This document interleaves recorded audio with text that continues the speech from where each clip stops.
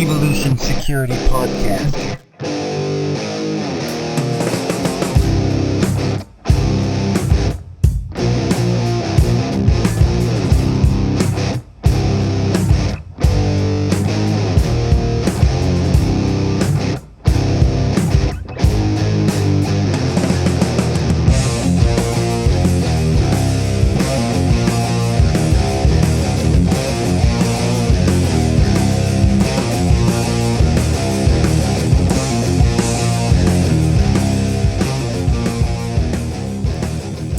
Everybody, welcome to the Evolution Security Podcast.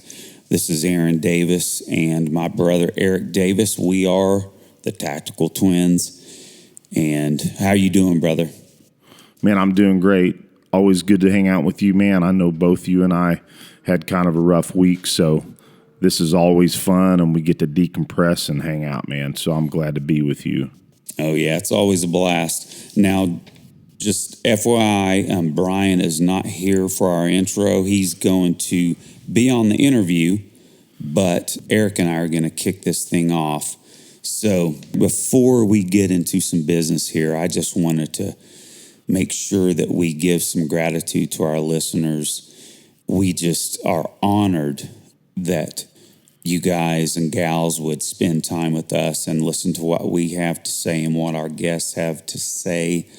So again, just thank you so much for listening to our show.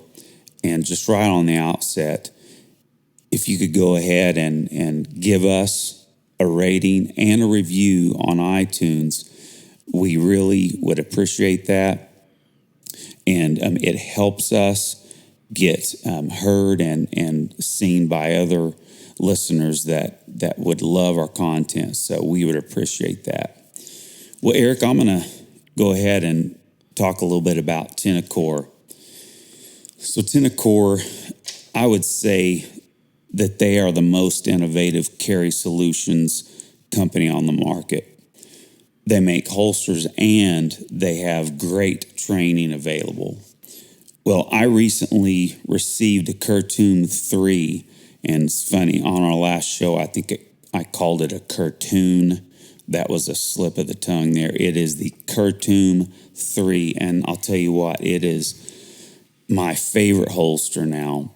It really is a simple but brilliant design that really can change back and forth from appendix carry to hip carry. I mean, Jeff and his crew just did a great job on that holster, and I've been carrying my new Glock 17 with my Vortex Venom optic on it.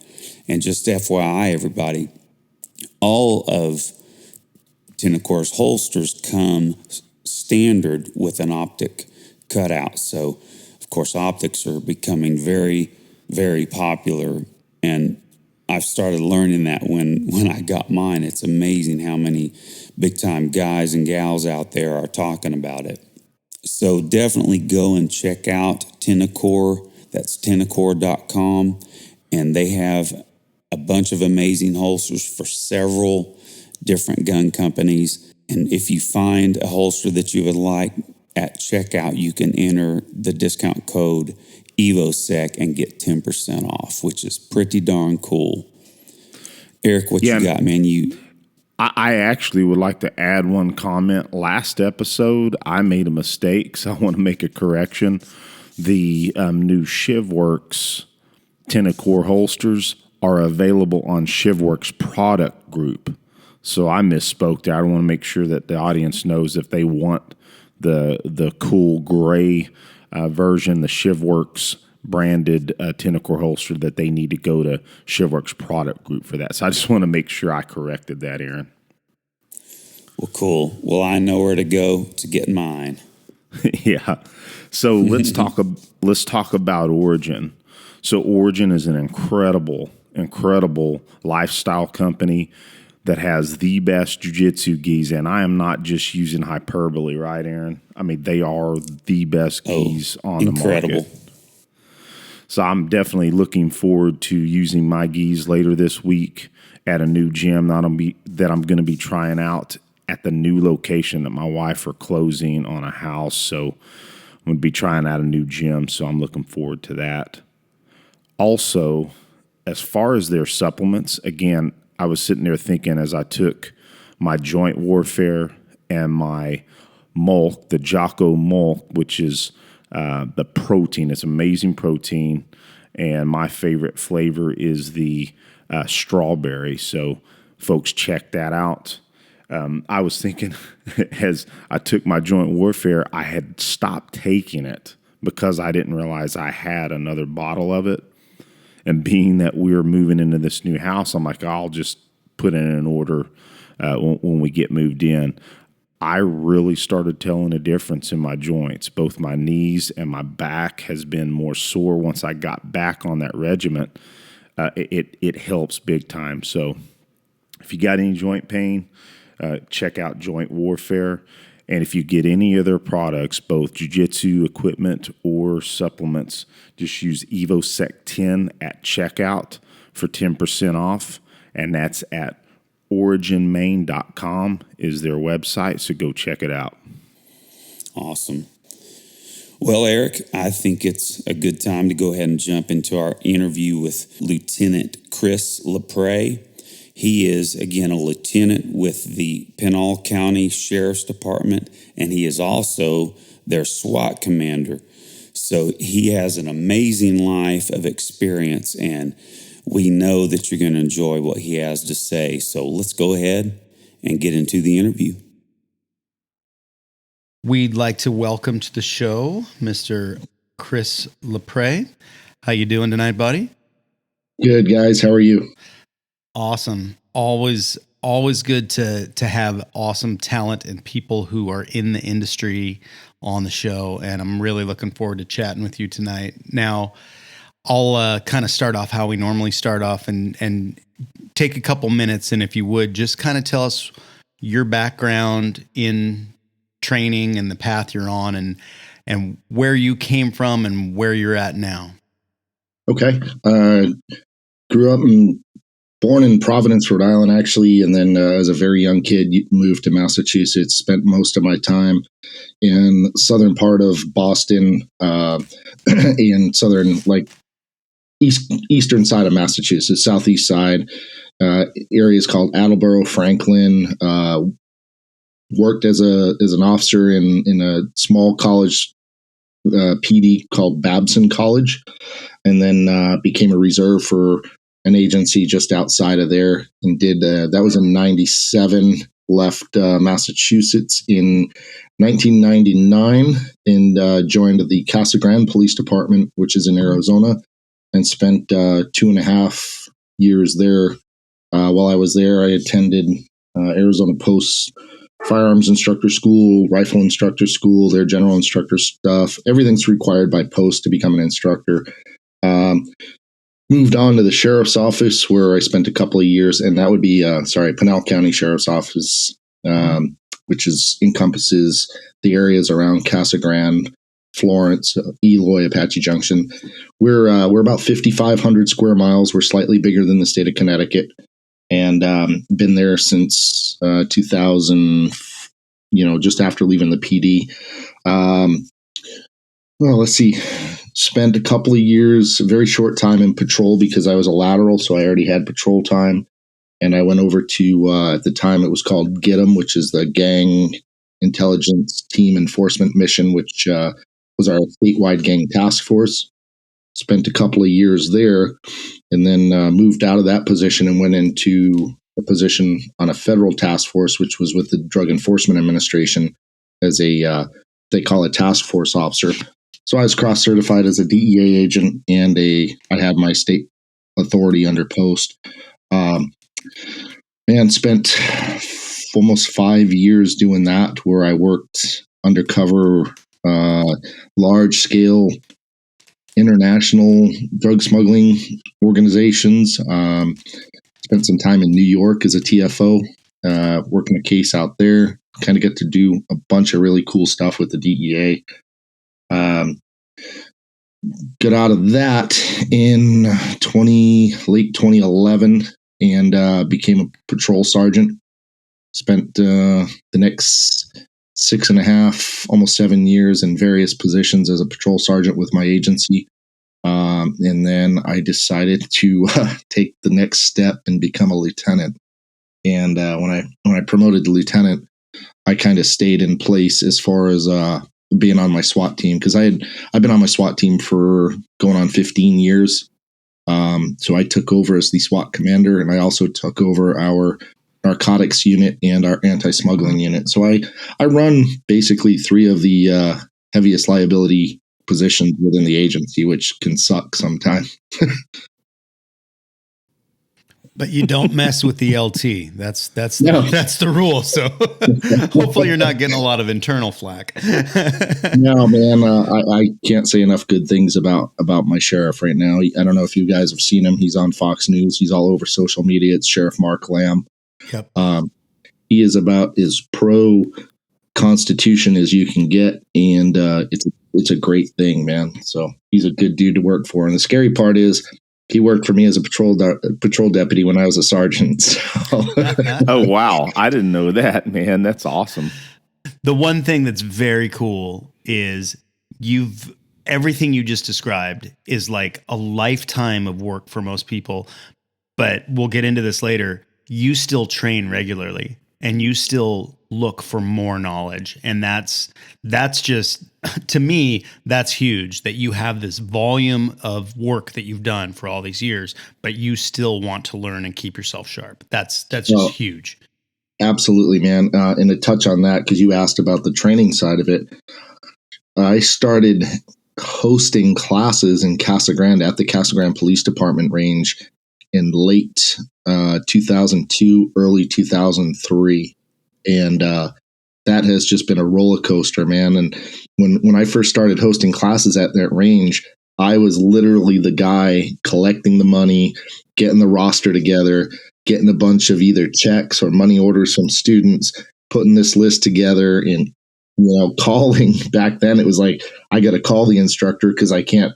Email was still not somewhat new, but it was a newer thing. So then we started emailing, and I'd collect all these checks and be like, all right, dude, I got 15 students here with this pile of money orders for you. You're ready to come out. And very, very interesting. And now, everything is just, hey, man, do PayPal or Zillow or whatever, not Zello or whatever the hell the new one is now. And these guys pretty much self-handle it. But I am absolutely still deep into the hosting of instructors out here. Very cool.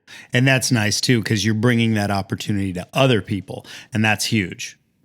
Yes. And as Excellent. Eric will tell you, we are one of the few places across the country that you can be average Joe citizen and come to our range and shoot with any instructor that will allow Joe citizen to come and train with him. We do not.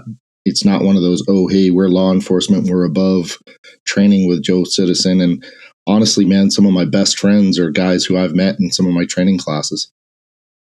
Well, and Chris, I definitely will attest to that. I've been the beneficiary, of course, of that range a couple of times. And that's one of the first things I was going to bring up. First, I'll back off and say, man, it is awesome to have you on the show, man. I know that we've only, actually hung out and trained together a couple of times, but, I definitely still count you as a close friend, and it's awesome to have you on the show, man. Thank you very much, man. Thank you very much. I really appreciate that. Well, and talking about our background. So for the audience out there, Chris and I first met back in 2010 when Cecil Birch hosted Craig Douglas of ShivWorks for ECQC, and it was my first time at that class. And I'm a multi-alum since, but that was my first experience. And boy, what a roller coaster that first event was. So, and there's a few stories maybe we can talk about. Cecil whopping me in the head with his Sims pistol. That may be another story down the road here in just a minute. But anyway, that was a blast meeting you, and we hadn't really talked as much. We talked for a little while. I was possibly going to take a couple of classes out there, and Yeah. we kind of lost touch.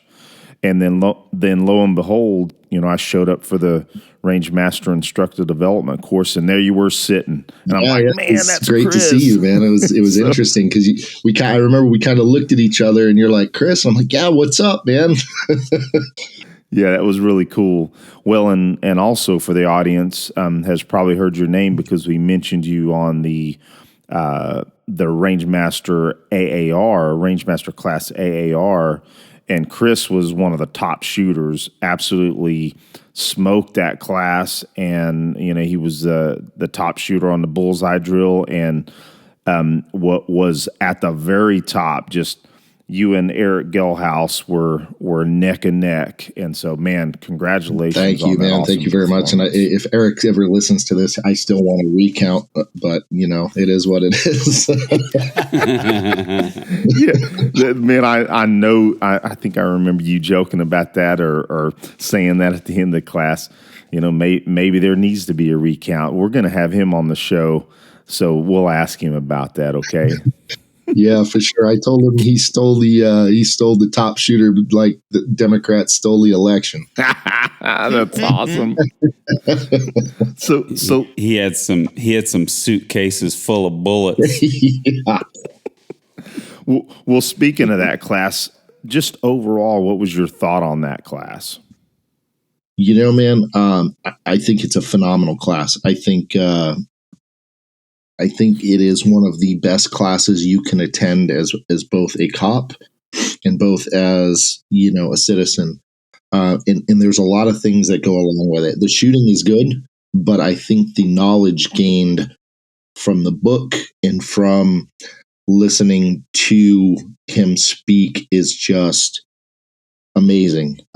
Because you understand, like a lot of people don't understand, if they are involved in a deadly force situation, the cops are going to show up and there's going to be certain things that are going to occur, right? You're probably going to be put in handcuffs. You may even be arrested. Now, that doesn't mean you're guilty, but that may be protocols that agencies have to follow or county attorneys have to follow. And Tom does a phenomenal job of laying that out. But he also talks about, would you rather have to fight a legal battle or be dead or critically injured and be a burden to somebody in your family? And I can't stress some of that stuff enough to people, where they have to understand that if you carry a gun for a living, you have to have means in place on the legal side. And he does just a phenomenal job of it. And his explanation of shooting, as you know, I've been involved in a couple of things, and it's the fundamentals executed at a very, very, very fast rate. That's all it is. Yeah, and I really think that, again, that was my first, I'll just call it a higher level instructor course, and just his methodology of the adult teaching model and the way he developed our coaching methods. And I'm first to admit, I was a mid-level shooter in the class. Guys like yourself that have been, teaching for many years in firearms and tactics and so on and so forth, maybe not near as big of a deal, but his teaching methodology and the way that he developed us as coaches during the class was phenomenal. Yeah, I mean, Tom's just phenomenal, and you can always walk away with something. And for me, the big side of it was his lectures, his statistics is an absolute worth the price of admission in itself, because the FBI's stat codes, UCR, uniform crime reports, he talks about it, and he's like, hey, that's a baseline. He goes, you really need to double or even triple that. And when you start looking at how he lays it out, you're like, man, like he said, violent crime is a lot more prevalent than people realize. And in coming from a very violent community that I work in and have worked in, you realize he's absolutely right. But again, people just tend to go with the stats that are provided, and, oh yeah, this is a safe area or that's a safe area. And he really lays it out. And it's just, I would recommend that class to anybody. Excellent. Hey, Chris, Aaron here. I'm excited about this because we have a prime opportunity to have an officer such as yourself, a county sheriff, lieutenant, and a SWAT commander. So you've obviously had a lot of experiences to learn from and to help others learn. But, again, the prime opportunity to have you on to maybe give us some examples of some situations, some hairy situations you've been in. Let us get into the life of a SWAT team commander. Can you help us out with that? Sure. I can go back, give you guys an incident that occurred before I was even on SWAT. This is going back 2003, and this will kind of tie into my belief in empty hand techniques, primarily JiuJitisu. When I talked to you guys last, we were discussing an incident that happened when I was working for Department of Public Safety as an Arizona Highway Patrolman. I was assigned to a remote duty location. So when you are working remote duty, you are assigned state housing. You are basically in the middle of nowhere, and you work alone. Your backup is usually a deputy sheriff out in the area, and it's literally you and him, and it can go from 5 minutes backup all the way up to an hour and a half. Well, this night was a particularly long backup time for him. They were up in northern part of the county, and I was working the interstate, and we get a call of basically a emotionally disturbed person on a Greyhound bus. So I respond. I start talking to the Greyhound bus driver, and this is out at milepost 53 on I-10. It's a very, very remote area, and there's a steep grade of a hill there, and the bus had kind of parked on it. So the bus has a slight lean to it. Go back to, of course, the guy's sitting all the way in the back of the bus, back seat, and bus is packed full of people. I go down to talk to him, and I'm like, "Hey, man, you're going to have to get off the bus. You're threatening to tip the bus over. You ran up to the driver's steering wheel, and he ended up getting a little scuffle with you. We can't have that." And the fight's on, and him and I go down the entire length of the bus. I finally get him somewhat under control, and I'm trying to get him down the stairs and off the bus. And we take one step down, and he kind of does like a mule kick. And at that time, I proceed to fall on top of him, and I hear my leg break, and it ended up being my ankle. Long run, I ended up popping my hip out too, but it went back into place. We end up tumbling down the hill, and prior to leaving to go to DPS, when I was working for Casa Grande PD, I spent a lot of time doing private lessons, doing jiu-jitsu, doing a couple of them, Muay Thai, a little bit of that. And I literally rolled down the hill on top of this guy, and I was able to kind of get him off me and mount him and get a rear naked choke on him. And I get on my radio. I'm like, "Hey, I've been injured." My call sign was David 457 at the time. And I'm like, "I need backup." And of course, the closest backup at midnight in that section was an officer responding from Phoenix. So I literally laid on top of this guy for 45 minutes. And every time he woke up and started to fight, I choked him unconscious. So I became a big believer in jiu-jitsu at that time. So that's one story. Let's see. God, is the most recent incident we had was a hostage rescue back in October.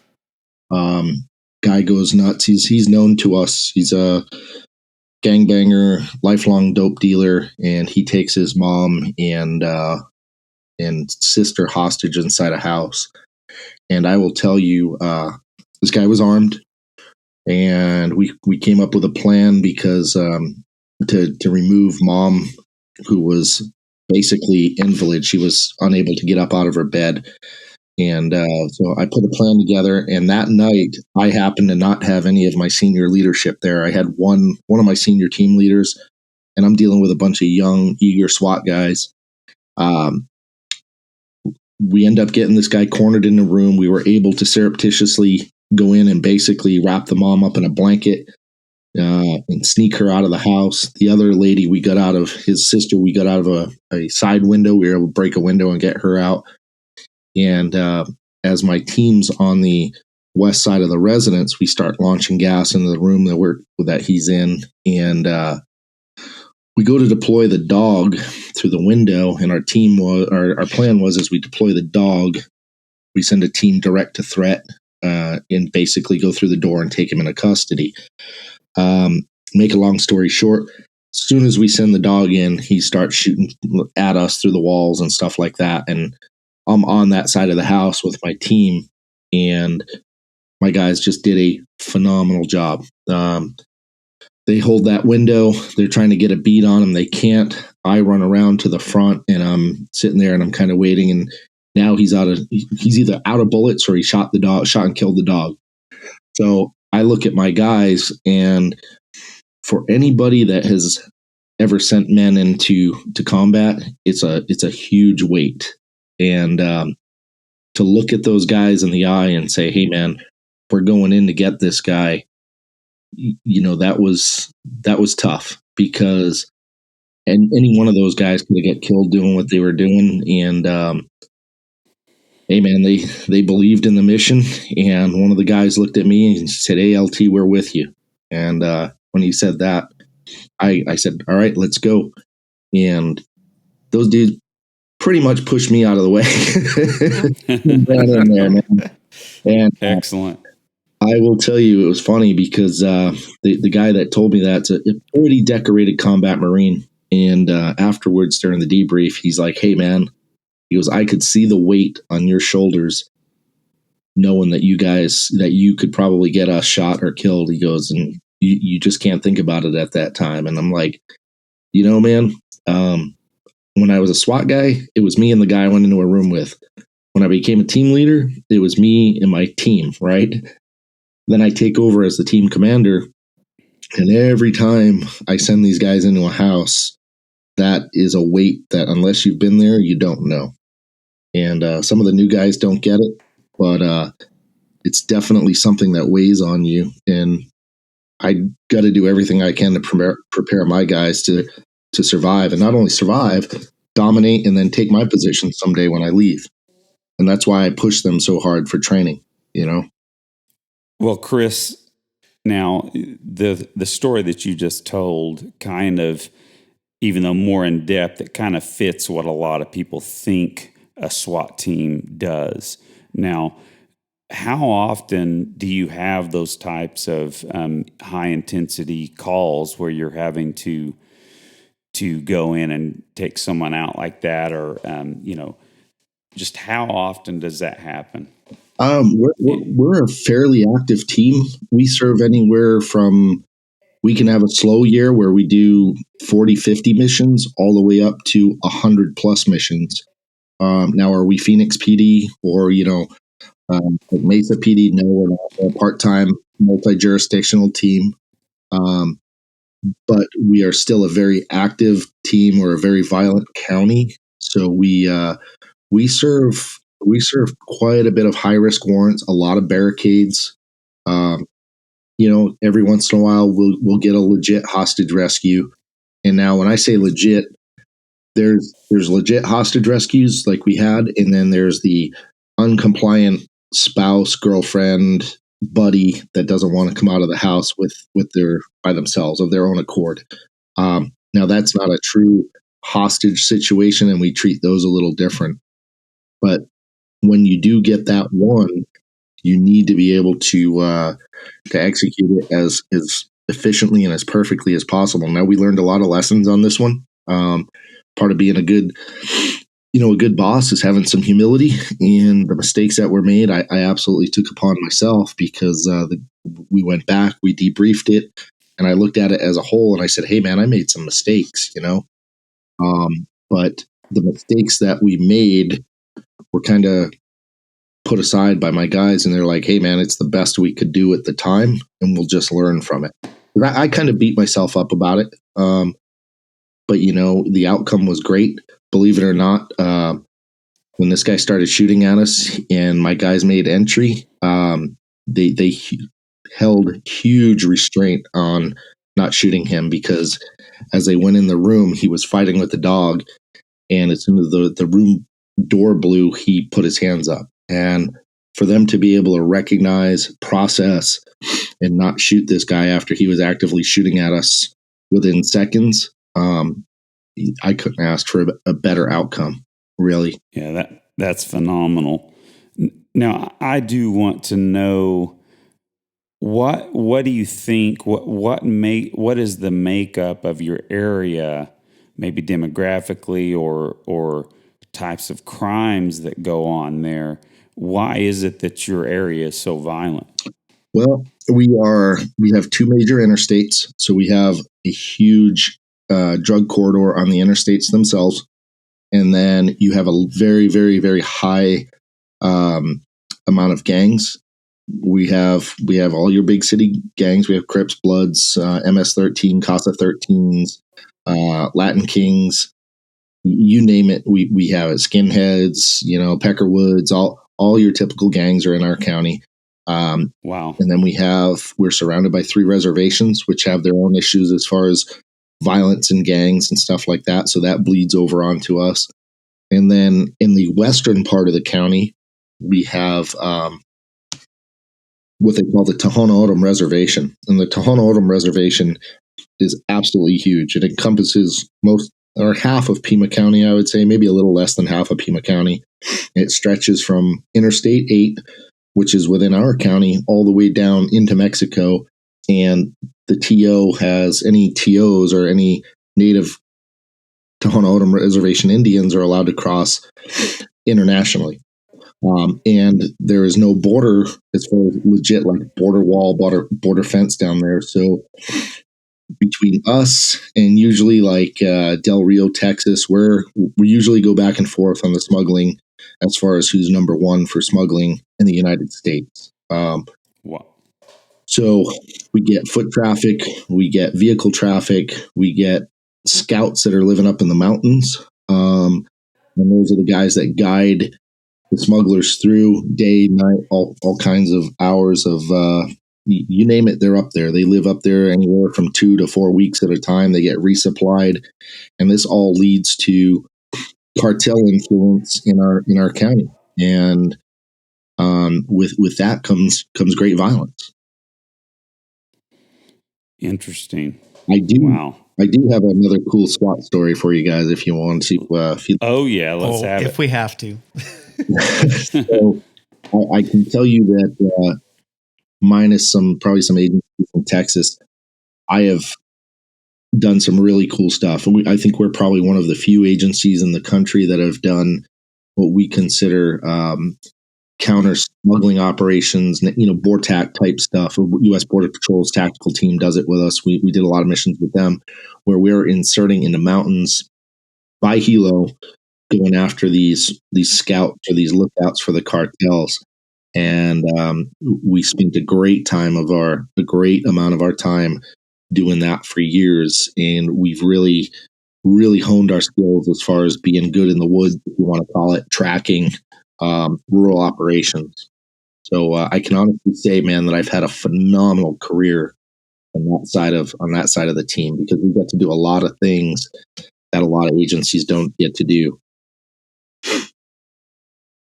That is pretty wild, getting to do a helicopter insertion. I know a lot of guys on local departments and a couple of guys that are on SWAT, and they've never done a helicopter insertion. Yeah, it's kind of weird, man, because you start looking at it and you're like, okay, you basically have a domestic law enforcement agency doing military operations on U.S. soil. And it's scary because we are seeing an influx of immigrants coming across. And now I'm not anti-illegal. What I am is anti-cartel and anti-coyote because I've seen what these people do to the immigrants coming across. And they are a violent group of people, and they have no regard for human life. And anybody that can leave child, woman, old person behind in the desert in the middle of the summer to die of exposure or rape women, children out in the desert and hang their panties on rape trees, which they call, are not people. Yeah, it's not something we want in this country. And I will tell you that we are on the forefront of that. And it requires unconventional tactics. Well, we're certainly glad that you're out there doing that, Chris. And we need a lot more men just like you, man, that think like you. Because I think I know you well enough to also understand your philosophy on training. So let's kind of hit on training for a minute. You know, we've kind of had conversations about the current culture in law enforcement as it revolves around training. Can you hit on what you believe could be some of the most important changes in law enforcement training? Well, number one, administrators need to get on board. And this is, of course, it's easy for me to say, right? But it really needs to become a priority. Training in most agencies is minimal or dismal at best because it requires time. It requires guys off the street.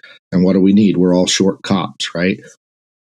So the more time I spend in training, the less time I have guys going to calls, and then calls generate call response time, which makes chiefs or administrators mad because they're getting complaints from the community. Hey, I waited 2 hours for a burglary.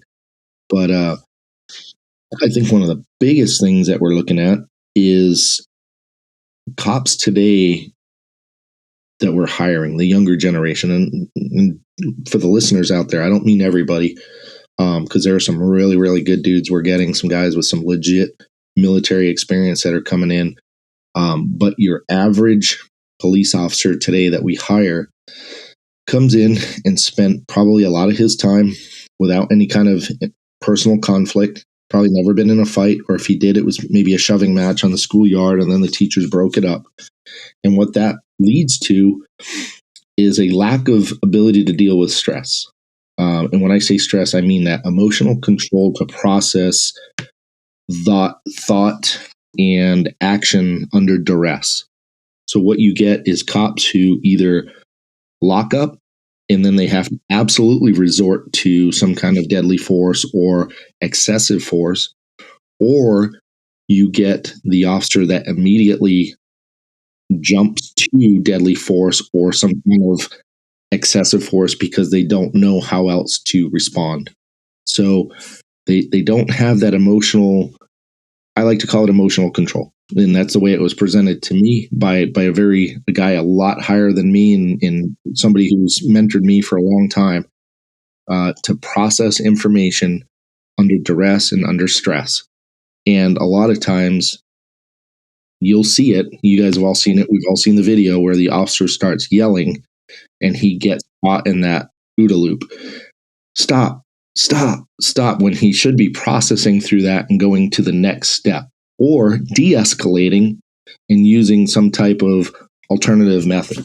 Now, you guys know me, and I'm a firm believer that there are people out there that understand two things: harsh language and violence. But that's not for everybody. A lot of times, some people will come up and they seem upset, aggravated, yelling, and sometimes just letting them vent will allow them to calm down. And I think we have this culture that just escalates right to, oh my God, this guy's yelling at me, I need to use some type of force against him, instead of taking a step back going, okay, why is this guy upset? If it's an EDP, emotionally disturbed person, yeah, we're going to have our higher level of situational awareness. We're going to be a little more on guard. And that has to do 100% all the time. We have to be that way, right? But if you understand human behavior, you can understand that some people are just upset and need to vent and calm down. So with that emotional control part of it, it allows us to move through situations and make better decision making. And that's some of this stuff, some of the things that we are lacking in I will say that in society today, not just police work or military, in society in general. There's no personal conflict that occurs anymore. And if you do, you're absolutely wrong. You get put in timeout. I don't know about you two, but my parents were pretty strict on me. I got the belt. I got a slap upside the head. And I think that made me a better person. I'm not out raping and pillaging. Yeah. Yeah, we had some of that growing up for sure. Right. Yeah, Dr. Spock I tell my failed kids. us. Yes, I tell my boys sometimes, you just have no idea. Yeah. You're absolutely right, man. You have no idea what would have happened to me if I did that to my dad. 100%, man. 100%. Well, and Chris, I would also like to kind of follow up, and I want to make the point because I want to make sure, and I know none of us have espoused this, but I always like to be clear if we have a new listener that they don't get offended by us talking about law enforcement. We all know that overall, law enforcement has thousands upon thousands upon thousands of interactions. Millions is probably more accurate of interactions each year. And 99% of the time, it ends without incident. Just normal police procedures. It's that other 1% or less than 1% that it goes bad. And it doesn't always go bad when the police officer is making a bad decision, but those bad decisions, so kind of like what you and I have talked about before, is that don't you believe that some of these young men, young women that are coming into law enforcement, if they had been through any kind of real force on force or a course like Craig or ShivWorks, ECQC, that maybe they would have made the decision, maybe this is not for me. Or better yet, that the cops or police officers that stay in are more prepared. Would you agree with that? Yeah, absolutely. And maybe I jumped ahead on your question. You're absolutely right. You go through a Craig Douglas class, ShivWorks class, ECQC, or any type of force on force training, even within your own agency, right? You develop that. You go through, as even everybody does it. The first time they put on a Sims mask and they know they're going to get shot, they're like, "Oh my god!" And the adrenaline dump comes, and you get stressed out. And yeah, I think you talked about it, Eric, where you were scared to death the first time you took a ECQC course, as was I. Absolutely. But in the end, what did that do? It made you better. And you're like, okay, I'm not getting murdered. I can process this. I can get through this. And any type of stress inoculation, especially at a very high level, as a training evolution, makes you a better thinker. And for the most part, there are some people, like you said, that just shouldn't be in this field. And if we could send everybody through Craig's school or something similar to it, maybe we could weed those cops out. And, again, you said it, 99% of law enforcement interactions are not, they may end up with some type of arrest or use of force or something like that. But in the end, I don't believe cops in general are as bad as the media portrays them. It's a very, very hard process to go through to get hired. And there's a very, very strict, I don't want to say background because that's a general term, but some of them, like Arizona, you go through a one or two psych process. Usually you go through a polygraph, and then there's other interviews that go along with it. So they have a pretty good process. I don't know for other states, but in Arizona, it's tough to not weed out the bad guy. I shouldn't say the bad guys. The cops are going to be problems. Now, what happens with that is you get cops that we just talked about that have bad decision making or lack of control as far as due to stress inoculation. You're right. If we could weed those out, we won't ever be able to completely. But if we could, it would make my life a lot easier, and it would make a lot of sergeants' lives a lot easier. It would make a lot of lawyers for police departments' lives a lot easier. But it's something that we're dealing with right now that we're trying to find a fix for, and I don't know how to correct it, because the wave of the future is this social worker type mentality, and that's not always the best thing. Yeah, I think that's going to be disastrous if it really goes down that road. I just don't see it coming out any other way than being a disaster. I'll make this last statement, and you guys can take it however you want as far as moving on in the show. But there's bad people in every profession, right? Military, law enforcement, doctors, nurses, lawyers. But for the most part, if Chapo Guzman or Pablo Escobar picked up the phone and called 911, a cop's going to respond to his house. And I know Pablo's dead, but as an example, somebody at that high a level of evil, the cops are coming. And sometimes people forget that. Like, we don't know where we're walking into. You don't know kind of what that cop had. Perfect example is a sergeant a few Christmases ago. Well, it would have been, I think, 2014. My squad was responsible for working the Christmas weekend. And we had 21 deaths in 24 hours, and 3 of those were children. And that plays pretty heavy on guys when they're going to 2 and 3 deaths that are involving children a night. So that person that's a little snippy with a cop may get an attitude. Is it right? No, it's probably not. But there are other things that people who've never done our job sometimes forget. And it's on us, I think, as law enforcement to kind of educate people as far as some of the things that we deal with. Well, and Chris, you hit it on the head. The type of training that we've been discussing, this portion of the show, when I first met you, 2010, my first DCQC, my first 2-on-1, and the audience has heard me mention this 2-on-1 before, but it was with our good friend Cecil Birch and Rich Daniels. And because I had never been under that stress before, once we got into that entanglement, before anything really took place of any worth of me having any positional dominance or anything of that sort, I went to my gun. And you may recall, I spent the rest of the fight fighting over my gun. It was a disastrous timing.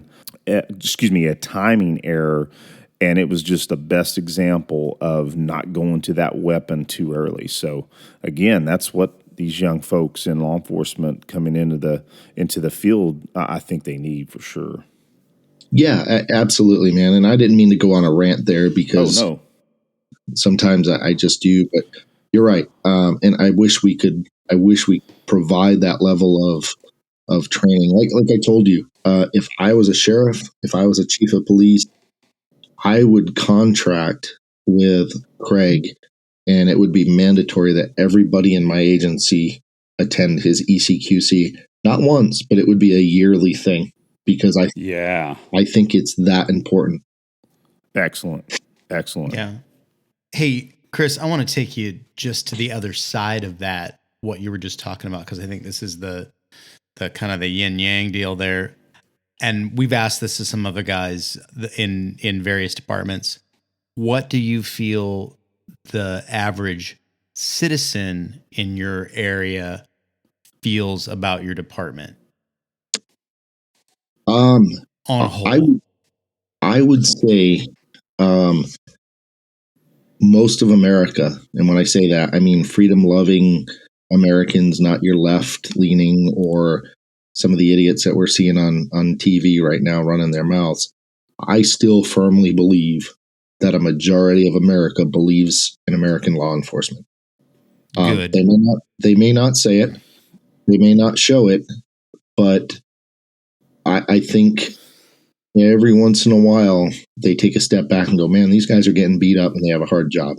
I'll revert back to an old friend of mine that you guys probably heard of. His name was Pat Rogers. When I met Pat in 2002, 2003, and I hosted 23 of his classes out here, and him and I would talk. Yeah, and the only spot that did more than that was Indiana under Ken Campbell at the time. So Pat and I were pretty close, and one time we were sitting there in a restaurant here in town, and an old lady came up, and I mean, when I say old lady, she was, probably late 60s, early 70s, walking with a walker, could barely, all hunched over. And she came up to our table and she thanked us. She's like, I just want you guys to know and thank you guys for what you do. And she walked out the door, and Pat looked at me and he said, you know what? That's why we do this job, Chris. And I kind of did the whole puppy look, I tilted my head. And he goes, you got to remember, we do this job for the people that can't protect themselves or won't protect themselves, because there are people out there that can neither do both. They either choose not to because there's something in their brain that will not allow them to, or those that can't, the cripple, the old, the weak. And that always stuck with me, man. That was a huge turning point for me. And I carried that on to my guys when I became a sergeant. We'd be sitting somewhere and somebody would come up to us and thank us. And I'd look at my squad and I go, I want you guys to remember that, because those are the people that we do this job for. Yeah. And I've got a friend who's state patrol here, and there was a place where they would routinely hang out and get breakfast and coffee. And, they actually stopped going there because there's some rules around this stuff. They could never pay for a meal. Yeah. And they're not supposed to accept it. And it's like, but customers, like multiple people, would attempt to pay for their meals. And this is 4 or 5 years ago when you guys were kind of coming under some similar scrutiny, not like of the last 2 years, but similar stuff where there was a lot of bad press. And unfortunately, a couple of bad apples can make for a really bad picture on the television when they choose to do that. But overall, you guys are out there doing work that needs to be done, and work that not a lot of people are willing to do. So, it is, I thank you for doing what you do. And that's what you're doing goes far beyond what you're even describing, because of the things that you're doing with like drug trafficking, et cetera. You're helping people on levels that you can't even to try and determine how many people you help when you take something like that down. You can't do the numbers. It's just huge. So very, very cool that you're doing that work. And I do agree with you. I think in general, the public does support law enforcement and our troops, but that's not the picture that's been painted of late. And that's unfortunate. Yeah, 100%, man. I mean, it's sad that the media can twist and portray things the way they do, but hey, it is what it is. And the guys that are out there doing the job, especially the younger guys coming up. I know we were kind of just picking on the younger crew, but these younger guys that are coming up, man, I don't envy them in 10 years, unless there's a huge pendulum shift. I don't envy where American law enforcement is going to be in 10, 15, 20 years. They're going to have it a lot harder than we ever did. Yeah. Well, let's talk about something funner. Let's talk a little bit about your like training hosting stuff. Do you know a guy named Cecil Birch? Oh, you mean that old guy that always threatens to hurt me whenever we're on the range and beat him? Hey, funny Cecil Birch story. We were out shooting. I think it was at the Rangemaster class, Eric, and I kept kind of sticking it in Cecil's face because, dude, I just got back into jiu-jitsu, right? And right before that class, I got my second stripe on my white belt. So I was like, every time we'd shoot a course of fire, and I would just crush the course, I'd look at Cecil and go, 2-stripe white, bitch. Right? I do remember you saying that. And boy, he would laugh. He would certainly laugh, but I could see it in his face. Oh, gosh. And I looked at him, and there was one course of fire where I pulled him aside and I said, hey, man, what's it called when a 2-stripe white dominates a black belt? And he looks at me and goes, fantasy. Nice. Nice. And I just started laughing because Cecil is just, man, the salt of the earth. If you don't like Cecil, there's something dogs probably don't like you because, you're just a bad person. Yeah. Yeah, we've had Cecil on the show a couple times, and he is a pleasure to talk to. And one of the greatest things with Cecil is we get done and we thank him for being on, and he goes, "What are you talking about? I just got to hang out with 3 dudes and talk about jujitsu and guns. This was incredible." Yeah. Hey, good Cecil story, and hopefully he listens to this.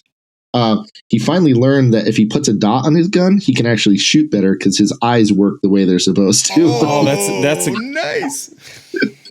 We need to talk. We need to talk dots when we have a chance, because I've got on that train too. But I will tell you what, man. I'm doing stuff with a pistol now with a dot on it that years ago I'd only dreamed of, and okay, dots are just the wave of the. Let's just take a couple of minutes, because and I think Brian's probably getting tired of it because I keep talking about it. but I found a Glock 17 MOS Gen 5, and I didn't go all out, but I got a Vortex Venom on it, and 30% increase in my accuracy the first time I went shot with it. Absolutely. I was the IDPA 5x5, the end string, just the 4 to the body and then 1 to the head, has been my nemesis for a while for some reason. I just kept hitting over the head, and I was nailing that crap with that dot. It is a game changer, and what it means to me is that my eyes were holding me back. And now I can actually shoot closer to my ability in how I can control recoil, how I can pull a trigger, etc. It's very exciting. I mean, I'm ate up with it. I'm about to get me another pistol and do the same thing. Well, I will tell you, man. Please don't take this the wrong way at all, but you shooting over the target, you're probably looking for such your expectations that you were probably dipping the gun to see that round go off, and actually milking the gun and firing the round as your head was coming off the gun, looking at the target. Yeah. You're not going to offend me in the least, buddy. I'm constantly wanting to learn. So I knew it was some goofy technique thing as I was trying to get it done. And the best part is, man, now you don't have to do that because you're looking at the target as you press the trigger, and you can see where your rounds are going, right? So you're like, oh, I can look through this, see where I'm hitting without having to move the gun. Quick tip. Are you noticing a lot of dot movement, or you not really noticing the dot at all? Now, right now, I think it's because I'm so new to it. I do notice the dot, but actually something I heard from Ernest Langdon on another show, he said, the more you look at the target, the less that dot moves.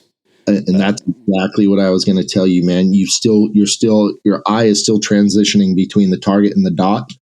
And you get that, okay, there's the dot. Let me pull the trigger now, bam. And the round may go low left or high right or whatever you're doing with your hand, because you're trying to get used to that movement. But yeah, I'll give you a little tip that a buddy of mine helped me with, and it really, really helped my dot shooting go to the next level. As you present the gun out and you're looking at whatever you're going to shoot at, let's say it's an IPSC at 25 yards, right? Mm-hmm. Sorry, my dogs are going nuts. That's fine. You present the gun out, you're looking at an IPSC target, 25 yards. The dot's floating in the center of the A zone, right? Take your eye, hold the gun in the same spot, and just angle your eye up so you're looking at the upper half of the A zone, and let the dot kind of become in the background and press the trigger. It's hard to explain in person, but if you look at the upper section, the upper third of your optic, and not at the dot, and press the trigger straight to the rear, you'll see another huge accuracy increase, because it takes the movement away because you're focusing on the target and your eye is naturally aligning the dot without you even having to think about it. And you'll see a huge increase in accuracy. Man, that's super cool. Thank you. Yeah, no problem. And if you would go out next time you shoot and try that, and please let me know how it works, because I'm telling you, man, it's really, really helped my shooting. And I'm talking, I'm trying to think, like, you guys know who Super Dave Harrington is? Yeah. I was shooting his speed bull, which is 10 rounds, 10 seconds from the holster, 25 yards. And I was floating around 80, 87 to 90, right? If you use the scoring rings, I started doing this technique and I'm consistently 90 to 94, 95. So it works. Wow. That's real impressive. For fun, then, since we're on the subject, then we can move on. So what dot do you run in pistol? You know, man, I'm a Hollow Sun fan right now because a lot of people are. Yeah, I mean that dot has. We started issuing them a SWAT because we had such good success with them, and they're durable. They're a 2-minute dot, so you can get some good accuracy out of them, and the battery life is phenomenal. I'm just super impressed with that optic for the price.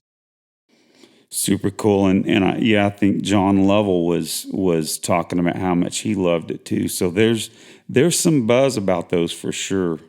Yeah, absolutely. What pistol do you run it on? I'm a Glock convert, man. I used to live and breathe by God's gun, the 1911, and then a few years ago, our agency switched to Glock only.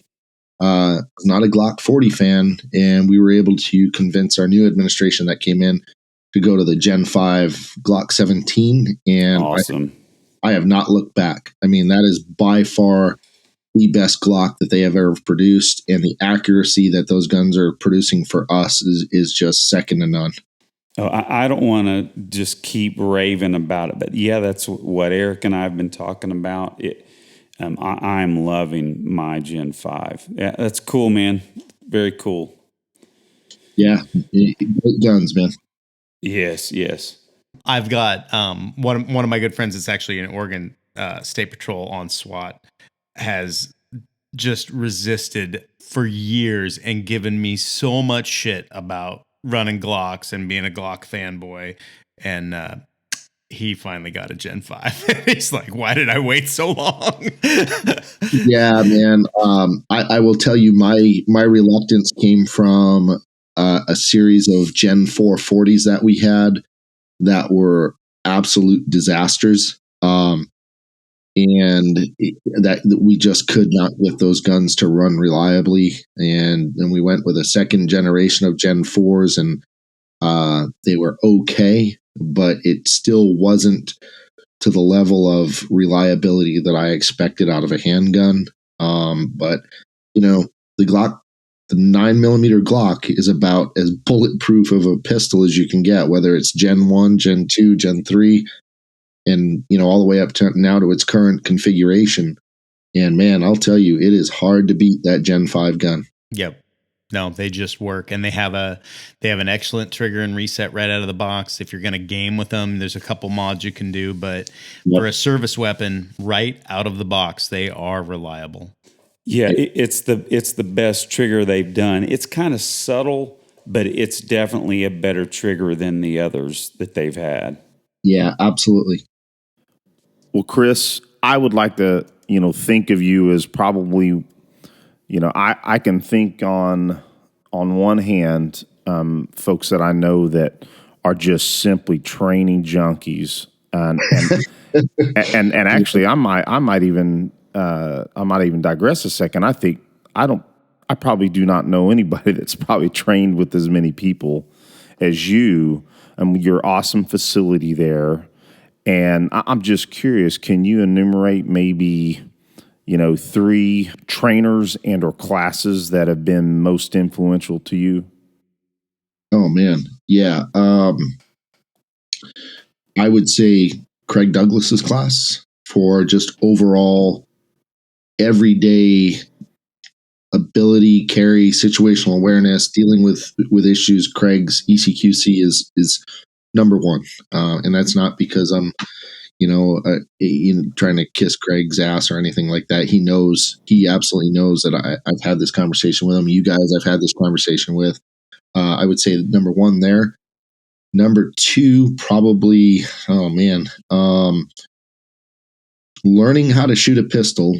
As far as instruction, I would probably have to say Ernest Langdon, because Ernest had a way of explaining trigger pull that nobody else was ever able to explain to me. Now, I had the concept of hey, press trigger, release the trigger, right? But Ernest breaks it down to a point where when I went through his class, and I only went through Ernest's first class a few years ago, and I look and go, man, if I had this instruction 20 years ago, I'd be a phenomenal shooter. So well, you are, Chris. Well, thank you. But I would have been better than I am now. And I honestly think Ernest class would probably be number two for the amount of knowledge that I gained. And man, number three, I would probably have to say either Pat Rogers or, I'm going to throw this name out there, and it's a thorn to some people, but probably Larry Vickers. And when I say Larry, a lot of people take his personality as a little gruff, egotistical, whatever you want to call it. Larry has been phenomenal to me. And one of the things that Larry always stressed, especially young Larry, not old grumpy Larry now, but he's mellowing out a little, was the importance of speed and accuracy. I need to be able to shoot at speed, make my hits without shooting anybody that doesn't need to be shot. And that, of course, that comes from his background. I would say him and probably Rob Latham are probably tied. And Rob's just you want to have your mind blown, take a Rob Latham class, and he is so unorthodox in the way he teaches. You're like, this guy is a mouse on crack that eats donuts. You know what I mean? And I love Rob to death. I'm fortunate to call him a friend. I get to shoot with him pretty often, but his training methodology is just different. Is it all those years of him hanging out with Brian Enos, maybe? Probably, man. But I mean, if you can ever get to one of his classes, especially like the ones we do out here every year, man, you will come away like, I just had some Zen level stuff, and I can't even process it. Well, go ahead, Aaron. I was just going to say real quick, Eric, that about every year in the summer, Mike Seeklander and Rob Latham teach a class together here in Oklahoma. Oh yeah, absolutely. The Bigger Circle. That's what they do it in the summer in Oklahoma, and we do it in November here in Casa Grande. Oh, awesome. Might be an excuse to go up there and hang out with you, Chris. For sure. You're always welcome. Nice. Awesome. Well, I will say, Chris, that I'm often very intimidated and a little behind the curve when we talk to people. And although you've definitely got more training than I do, I'm a one stripe white belt, and we always have these guys on the like freaking black belt, and I'm like, oh God. So it's nice to have someone that's at least, not infancy, but in the beginning of your path. So can you tell me a little about what like maybe a typical jiu-jitsu week is like for you, how often you attempt to train, and where, and just discuss what it means to you to be able to do that? Absolutely, man. Number one, I will give a shout out to my coach Gerson at Roots Brazilian Jiu-Jitsu in Gilbert. Yeah. Him, Zach, and Tony. Those are the three guys that kind of keep the wheels on the vehicle for me and keep me coming back. And they're just awesome. I couldn't ask for better guys to have at a gym to train with. Honestly, that whole gym.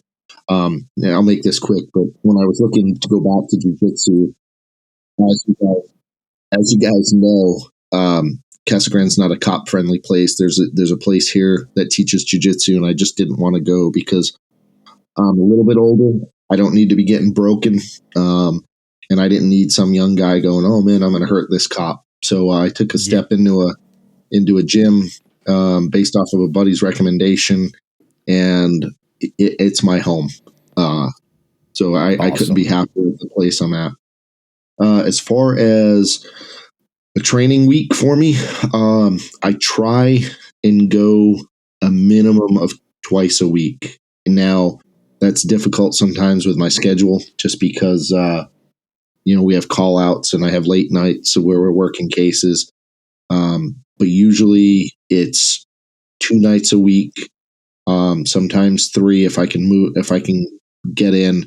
But again, if I can't get in with my guys, my sergeant that works for me, we'll do a weekend where we'll go and roll a couple hours in a garage gym, or now we're going Wednesdays to the Casa Grande Police Department mat room, and we're rolling there. So recently, I've developed. I think Eric knows, but I've got a little bit of medical history as far as valley fever, which is a nasty lung disease that you get from being out in the dust out here, and I also suffer from Lyme disease that I got as a kid that could never get diagnosed. So right now I'm dealing with some lung issues that have kind of held me back a little bit over the past couple weeks, and I'm trying to get through it. But I'm still going at least once a week just to maintain.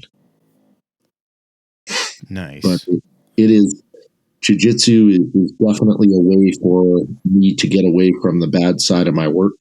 You know what I mean? That some of the things that we deal with, some of the stressors that we have, and I go there, man, and it's like a meditation session for me. And I could not recommend it more to anybody that wants to try it. Well, and all of us believe it is one of the most important things you can do, and it's an allegory of life, dealing with pressure, and like you said, the being able to go there in a Zen state and be with your family is such an awesome part of our lives. All 3 of us, of course, train and love it. So that's a good description, Chris. Yeah. Brian, did that answer your question, man? Oh yeah, no, that's and I think we all kind of feel the same way. It's something that the way that it affects the aspects of your life that are not jiu-jitsu is all, 1, positive, and 2, you won't understand it unless you do it.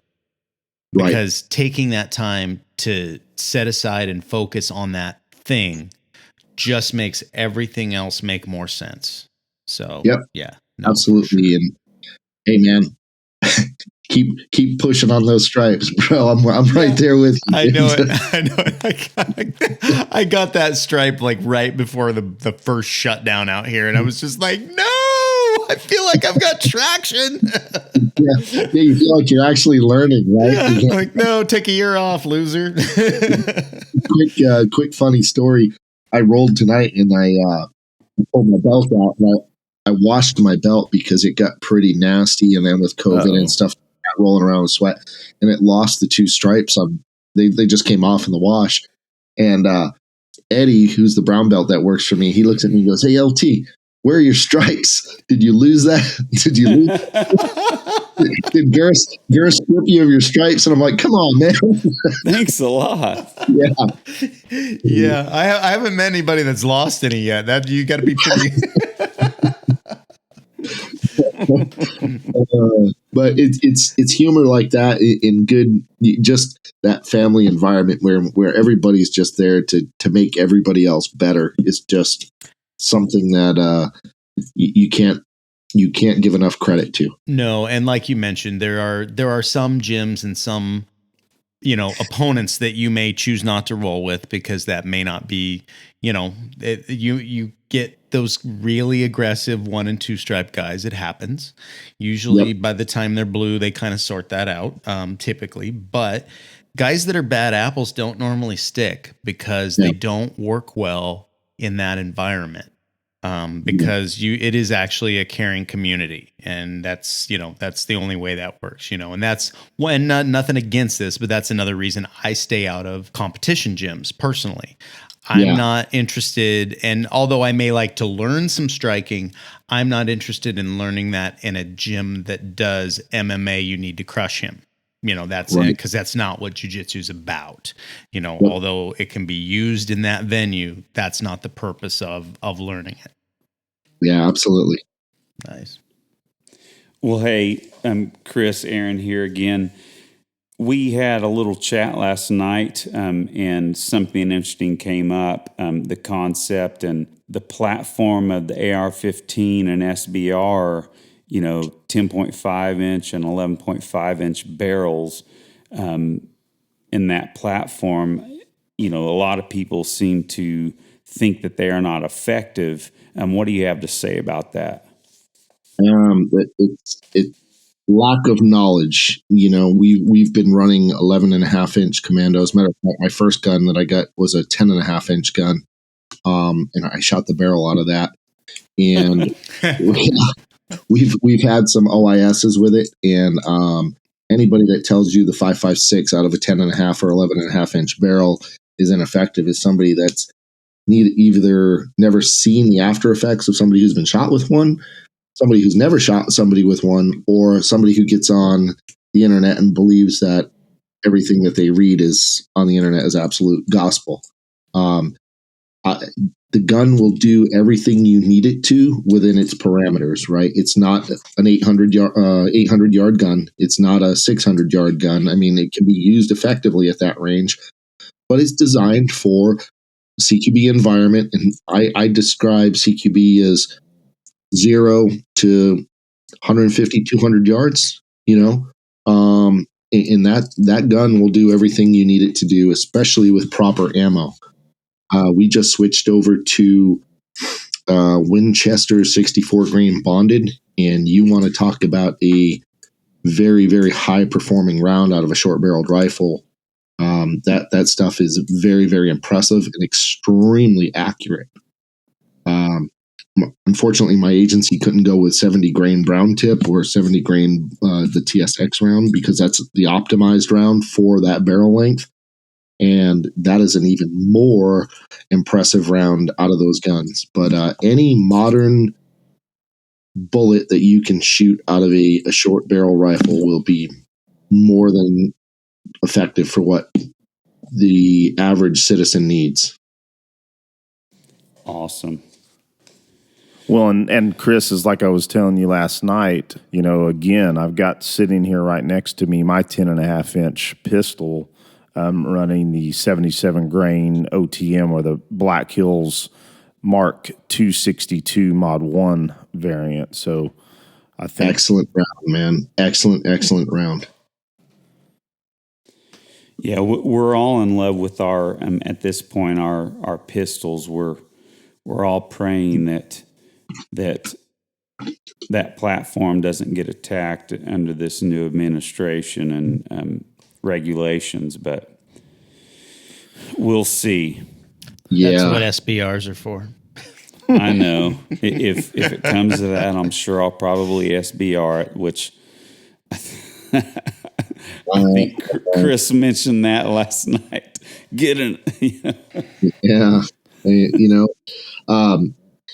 Can I just, I don't know how much time you guys have. Like I said, I've got as much as you want, man. Okay. I just, to bring up what you said about the attacking of our Second Amendment, I was hoping I would be able to throw this out there, and I'm going to use this opportunity to do it right now. American law enforcement, from the junior guy to every top administrator out there, needs to realize that as police officers, deputy sheriffs, constables, federal agents, whatever we work for, we took an oath to the Constitution of the United States. We did not take an oath to the person in office, and we need to remember that. And when these people start giving unlawful orders, it is absolutely our duty to protect that document and protect the people that are covered under that. And if that means disobeying an order to go house to house or to enforce unlawful orders, we really need to take a step back and go, hey, man, I'm not taking an oath to, president, whoever, whether it's conservative president, liberal president, whatever, or to the Senate or to the Congress. My oath is to the Constitution, and any law that goes against that document is an illegal law and absolutely should not be enforced. Now, are there guys out there that are going to disobey that? Absolutely. But for the most part, we, American law enforcement, is the last line to protect that document. And I hope that future generations, because shooting's becoming popular again, right? Mm-hmm. So I hope that this younger group of people come up and go, hey, man, this isn't right. And we're not doing that. And it seems like the sheriff's offices are starting to take a stand. But I just want to put it out there to any LEOs that are listening, and military guys too. The Constitution is what we took an oath to, not a person. And please always remember that. And that goes for any portion of that document.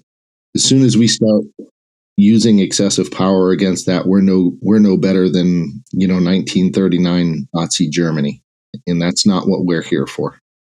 Man, superbly put. Thank you. Yeah, and we definitely preach, doing the history homework and reading that document and knowing what it is, because I think we have a lot of some of our younger generation that don't really understand that and have not been taught to understand that. Yep. But we'll leave the intentional or unintentional part of that out. But there's definitely room to grow and room to share that with people. And you stepping up and saying that is important, because if we don't do that, then that won't be cherished and it won't be known. So it's important. Yeah, it's a very sensitive subject for me, man. And I've had conversations with younger guys. I'm like, hey, man, you can have the biggest, baddest gangbanger, Hell's Angel, whatever you want to call him. And if he does not have some reason to have his rights revoked as far as a violent criminal history or hardcore narcotics trafficking. When I say narcotics trafficking, I'm talking about your powder drugs, your illicit drugs, not necessarily weed. That person is still afforded all the rights under the Constitution that you and I are. And a lot of guys will look at me kind of with that crooked head. And I'm like, look, you're afforded extra rights as far as places to carry because of the badge that you carry. But someday when you retire, that badge isn't going to be there, and you're going to be that person, not necessarily that criminal, but that guy. We live in a society where there's bad people, right? But unless we have reason to believe or some kind of knowledge that that person is in violation of that document, like a criminal history or something, he's afforded the same rights that we are to carry that gun.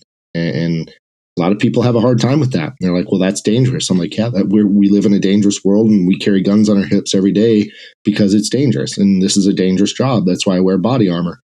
And that's something that needs to be reiterated to these people, because we're not always going to be cops. And I'm starting to realize that now as I'm getting into my 22nd year here in Arizona, and I got 2.5 years prior to that, so I'm pushing 25 years, and sitting there going, man, I don't want to be the 60-year-old guy chasing bad guys, So I hope that all the positive that comes out of some of the stuff going on right now is that American law enforcement takes a step back and realizes the importance of our job in protecting the Constitution and protecting people's rights. Well, thank you for bringing that up. We need to hear that, and your brothers on the job need to be reminded. So thank you very much. So now we're to the most important question of the show here. Chris, so what are your top 3 favorite bands and or musicians? And like I was telling you guys earlier, this was the most stressful question I knew I was going to face on the show today. So I've been working on this for a couple of weeks. Man, you face down criminals, and I mean, it sounds like one time a week you're doing a mission, man. Let's just hear some music. It's no big deal. I am going to say Johnny Cash. Solid. ACD. Oh, yeah. And then probably number 3 is probably going to be, man, I'm going to have to throw out probably The Offspring. Cool.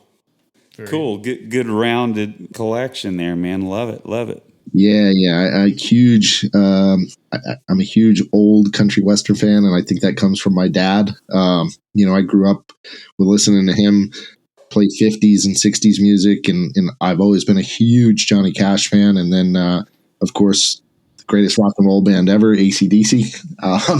And then I really like The Offspring, man. So those are going to be my top 3 choices. Excellent. Nice. I have never been a huge AC/DC fan, but recently I've really sat back and listened to these iconic songs like Back in Black and just incredible rock riffs and Yes. you're as perfect as rock gets. So yeah, good choice. Digging it. I think you need to listen to Guns for Hire, man, when you want to talk about a guitar riff. It's Okay, I will. badass. Awesome. Well, Chris, I think we're getting close to an hour and a half here. We're all definitely blessed by your wisdom this evening, and it's been a blast having you on the show. What I would ask you now, we'll go back to a little bit more serious topic.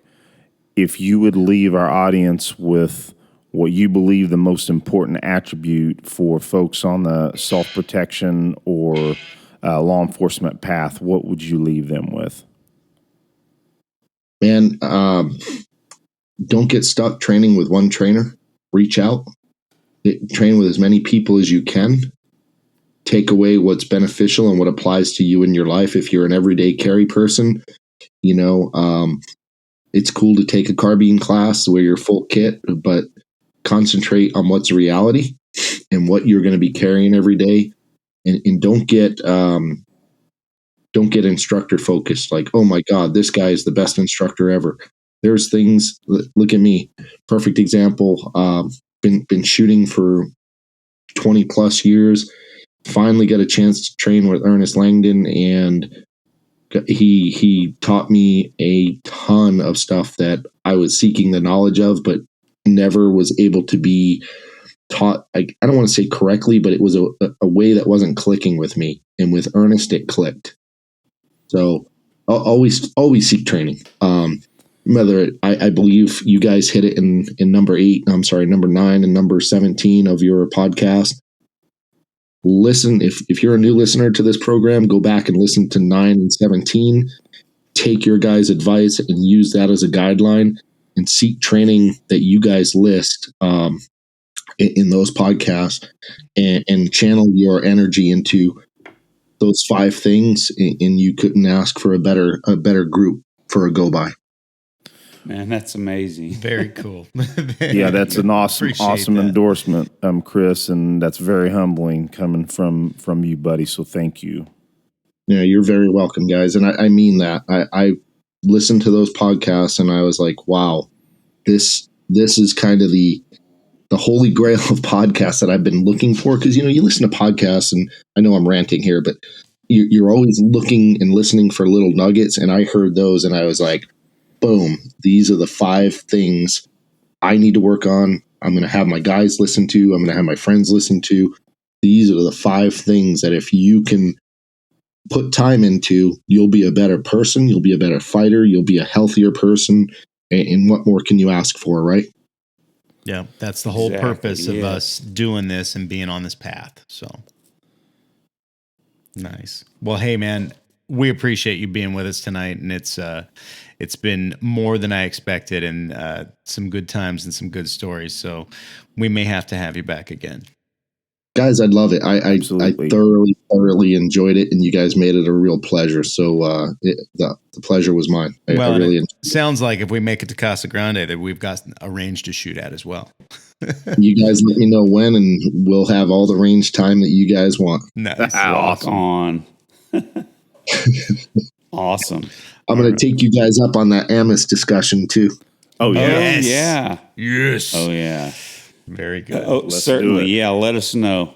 And we might push you to do that if you don't do it on your own. Yeah. Hey, that's cool, man. Maybe if all of us can jump in, we can actually have a chance against beating Cecil up into getting him to convince him to do it.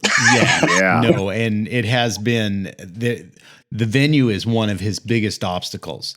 And if they're comfortable with the venue, I think we can get him to do it. I know we can, man. Nice. We'll make it happen. Awesome.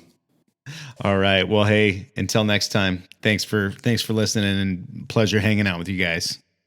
Take care, guys. Take care. Well, man, that was an incredible interview, wasn't it, Aaron?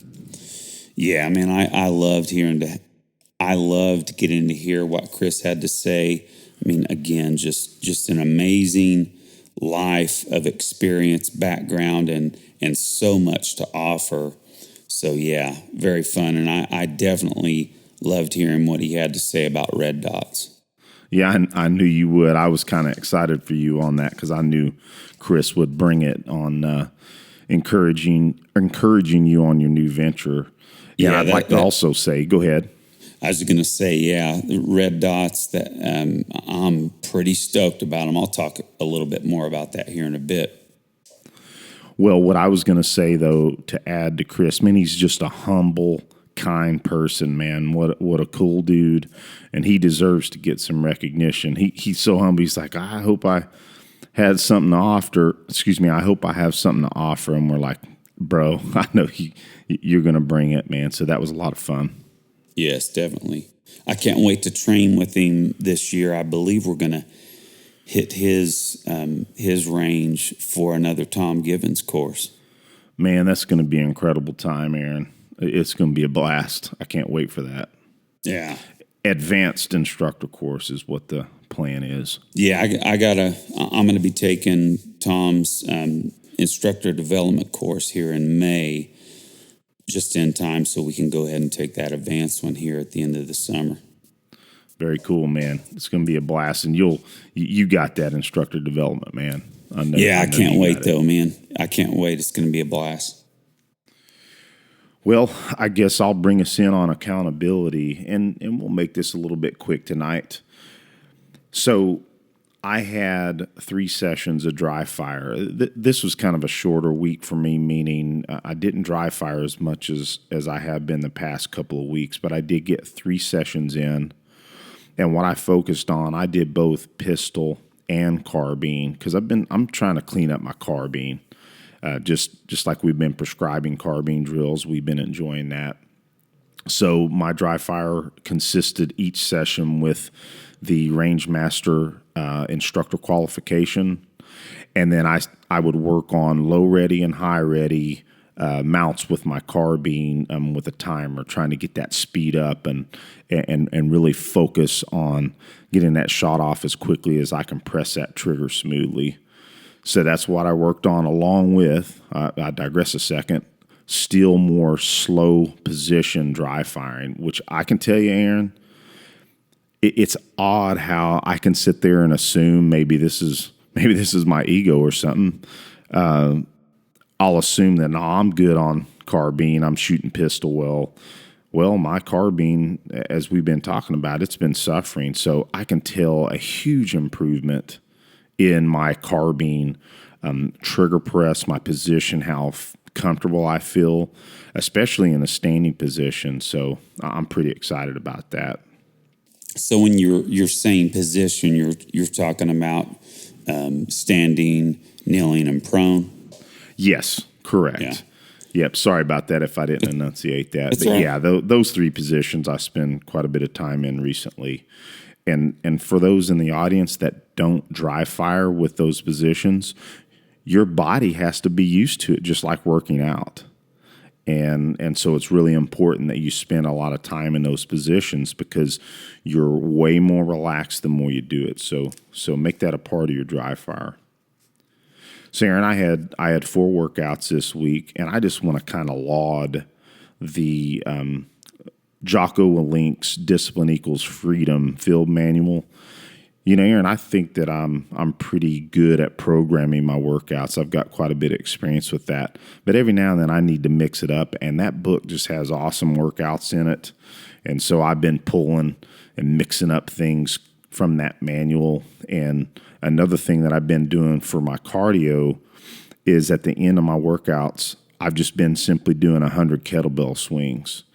And for folks in the audience, depending on if you've ever tried that, that's just a good finishing workout. I've also been working on my mechanics for my clean.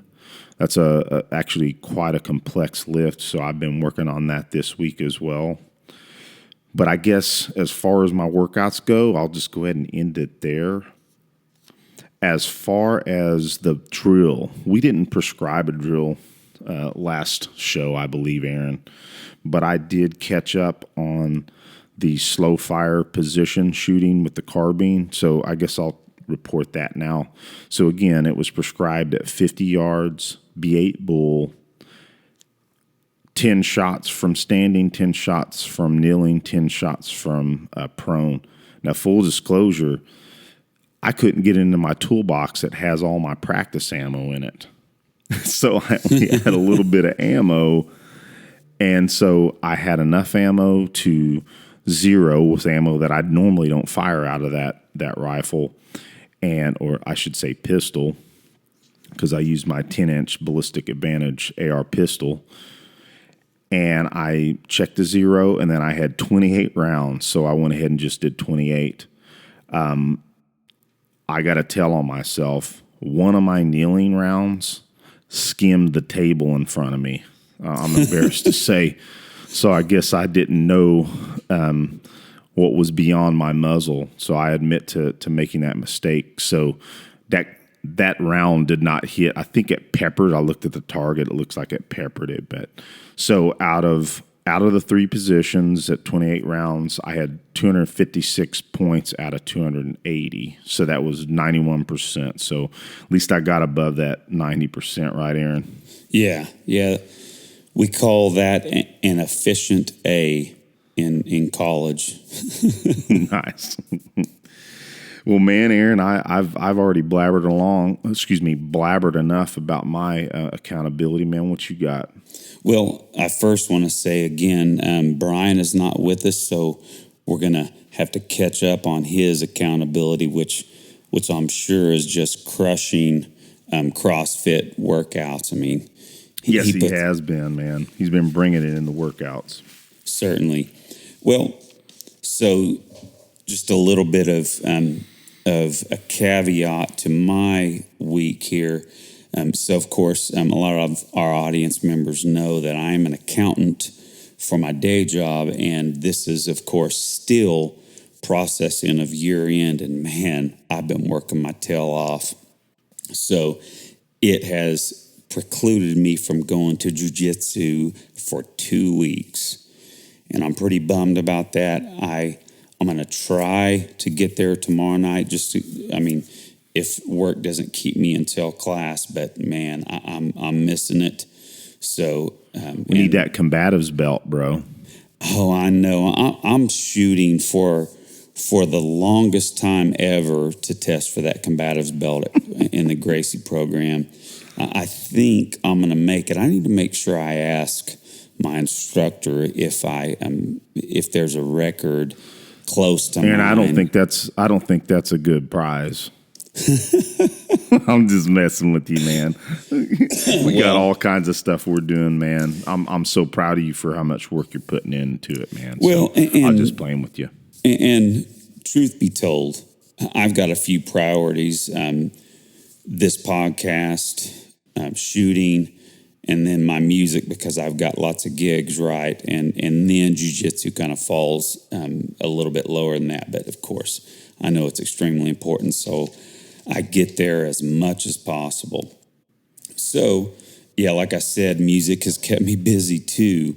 But I've been making sure I've been getting in some treadmill walks, and in between, I am actually doing some dry fire with my workouts, kind of combining those and getting some pull-ups and some squats in.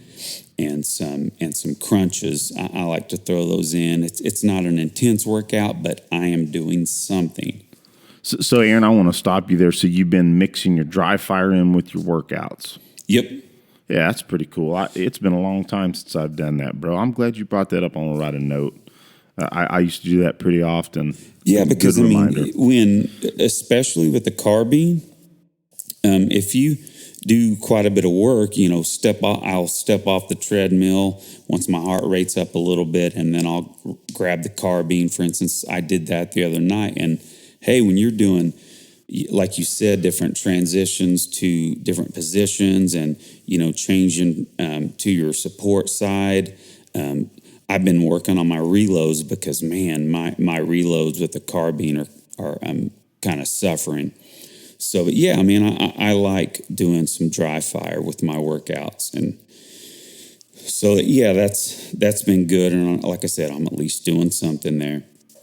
Now, speaking of guitar, this is kind of a part of education. Of course, we espouse that you, in addition to all these martial arts things that we love, we espouse to keep your education going. And one thing that I've been working on lately is I've got a kick on some guitar repair and building some distortion pedals, which is a lot of fun. I haven't done that in a long time. So I've got 3 distortion pedal projects going right now. And of course, I actually, since I've done that for a while, I of course understand what capacitors do, resistors, how they work, and op amps, etc. But I'm not real good with schematics. So I've been working on reading schematics along with that. I'm sure you know how to read schematics, don't you, Eric? I do a little bit. Might have something to do with my job daily. Yeah. Well, so on to the shooting portion. Now, again, back to the issue that I was excited about the red dot talking on the interview. So I, of course, recently put together my Glock 17 MOS with a Vortex Venom on it. Now, I've shot it 3 times, and already right off the bat, it helped my shooting immensely. So this Saturday, I went to my first IDPA match with it. And again, just stellar results compared to what I've been doing lately. And it showed me again that with your aging eyes, we're 47 now, and I didn't realize how much my eyes were affecting my performance. So now that the red dot really does negate most of my vision issues, and then I'm freed up to use my pistol manipulation skills that were at a decent level. So, man, I am extremely stoked about going to a red dot. Well, Aaron, if I can interject something, first off, I saw your video. You sent us several videos. You did an awesome job. You can tell it makes Thank you. Difference. And also, man, I'm with you. Hearing your change in performance and how much it's helping you. I've got the same kind of vision issues if they're a little slightly different. So, man, I'm going to take your advice and get my 19 slide milled and yank off my Holosun 507C off of my 300 pistol. So I'm going to make that happen in the next few weeks. Yeah, you know what? I was thinking about buying a new Gen 5 MOS 19, but man, I think I'm just going to have my old Gen 3 19 slide mill too. That gun doesn't have a lot of mileage on it because it's been my main carry gun. So yeah, I think I'm going to do that too, Eric. Cool. But cool. Yes, to the audience,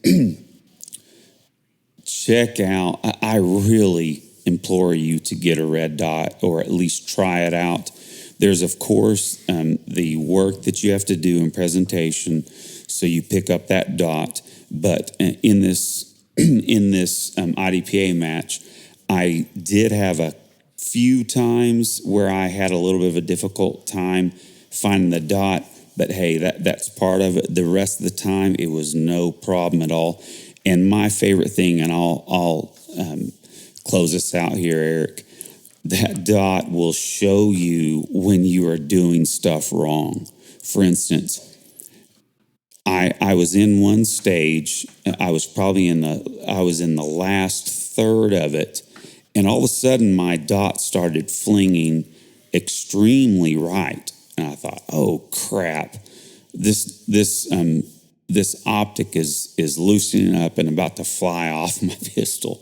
But no, then I actually caught on and said, "This is telling me my right hand is relaxing too much as I go through this stage." I shored up my grip, and that dot went right back where it's supposed to go. So, I mean, things like that. It's good insight, amazing. man. Yeah. Reading what the dot's telling you. Yeah, that's awesome, you man. just can't. I mean, sites will tell you things like that too, but it's just exaggerated with the dot. So, and a little bit more info from a big name, of course. I was listening to Rob Latham on an interview, and he said something real interesting. The great one. Oh, yeah. As they call him. Yep. This is what I'm saying. I get this dot, and then all of a sudden, all these guys that I really look up to and respect are talking about their experience with dots. And so he was saying that very morning, I think it was a Sunday that he was being interviewed, and he said he had shot a match and he was just using irons, and he was saying he felt like he had to do twice the work. Rob Latham said he felt like he had to do twice the work with the irons since he's used to running a dot now. I find that pretty fascinating. Yeah, that is definitely a testament for sure, man. I can't wait. I'm pumped, man. You got me doing it. Cool. Got to make it happen. Yeah, do it. I can't wait to hear how it runs for you too. Well, I think that about does it for this show. What do you think, Eric? So yeah, audience out there, we typically prescribe a drill, but because of ammo shortage, we're just going to go ahead and let the drill of the week ride this time. So what do you think? Let's save some ammo. What do you think, Aaron? Yeah, let's save some ammo and focus on dry fire. Focus on dry fire. Everybody out there, try and get at least one more session of dry fire in this week. I think that's doable. I'm going to try and get 2 in. What do you say, bro? Yeah, 2 extra. Yep, 2 extra. Let's do it. Yeah, no problem. Let's do it. All right, buddy. Well, with that said, I think let's close it out, man. You have a good evening, Aaron. Hey, you too, buddy. Talk to you soon. Yeah. Talk to you next time.